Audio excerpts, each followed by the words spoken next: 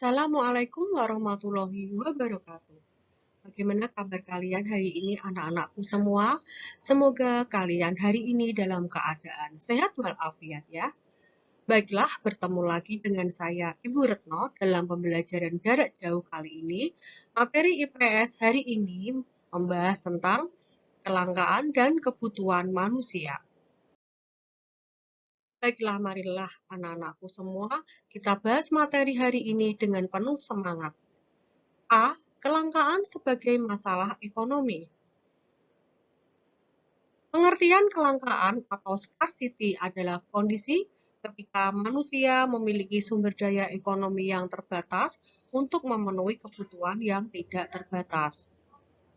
2. Ilmu ekonomi adalah ilmu yang mempelajari cara manusia atau sekelompok manusia dalam memenuhi berbagai kebutuhan yang relatif tidak terbatas dengan menggunakan sumber daya yang ada dengan sebaik-baiknya.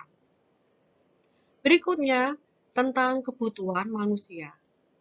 Kebutuhan manusia bisa kita bedakan menjadi A. Kebutuhan primer adalah kebutuhan yang harus segera dipenuhi untuk menjaga kelangsungan hidup. Contohnya kebutuhan makan, pakaian, rumah, serta papan. B.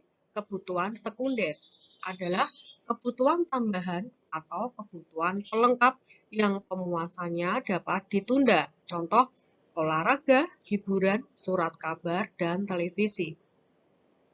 C. Kebutuhan tersier adalah kebutuhan ini muncul saat sudah terpenuhinya kebutuhan primer dan sekunder.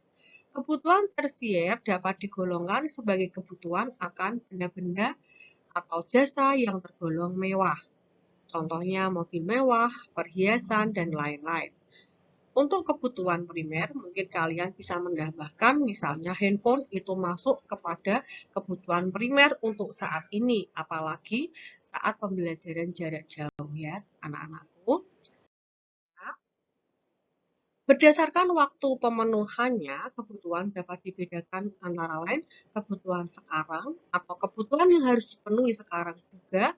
Yang kedua, kebutuhan yang akan datang atau kebutuhan yang bisa ditunda pada waktu yang akan datang.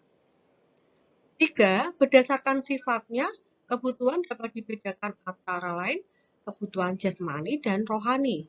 Kebutuhan jasmani berhubungan dengan raga kita, misalnya makan, minum, olahraga, sedangkan kebutuhan rohani berhubungan dengan kejiwaan kita, misalnya agama, masyarakat, dan lain-lain. Faktor-faktor yang dapat mempengaruhi kebutuhan manusia yaitu A. Tempat tinggal, B. Pendidikan, C. Usia, pendapatan, selera, dan jenis kelamin. Untuk penjelasan lebih lanjut, bisa kalian lihat di buku paket IPS atau di LKS IPS. Berikutnya, alat pemuas kebutuhan. Berdasarkan kelangkaannya, alat pemuas kebutuhan dapat dibedakan benda ekonomi dan benda bebas.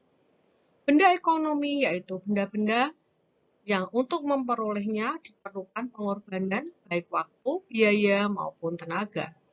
Contoh makanan, minuman, pakaian, rumah, dan lain-lain. Benda bebas yaitu benda-benda yang dapat mendapatkannya tidak diperlukan pengorbanan, misalnya sinar matahari dan udara. 2. Berdasarkan hubungan dengan benda lain, alat pemuas kebutuhan dibedakan atas benda pengganti atau substitusi adalah benda yang menggantikan fungsi benda lain. Misalnya, jagung dapat digantikan dengan beras. Ya. Benda pelengkap atau komplementer adalah benda yang penggunaannya saling melengkapi. Misalnya, contohnya adalah sepatu dan kaos kaki. Itu saling melengkapi. Jadi, kaos kaki diperlukan saat kita memakai sepatu. Atau sepatu memerlukan kaos kaki. Contoh lain misalnya celana dan ikat pinggang. Ikat pinggang diperlukan celana untuk memakainya dan sebagainya. Berdasarkan tujuan penggunaannya, alat pemuas kebutuhan dapat dibedakan atas benda produksi adalah benda yang digunakan untuk menghasilkan benda lain, seperti kayu, papan, cat, dan lain-lain.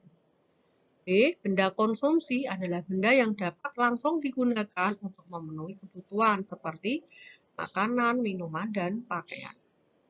4. Berdasarkan proses pembuatannya, alat pemuas kebutuhan dapat dibedakan atas barang mentah, barang setengah jadi.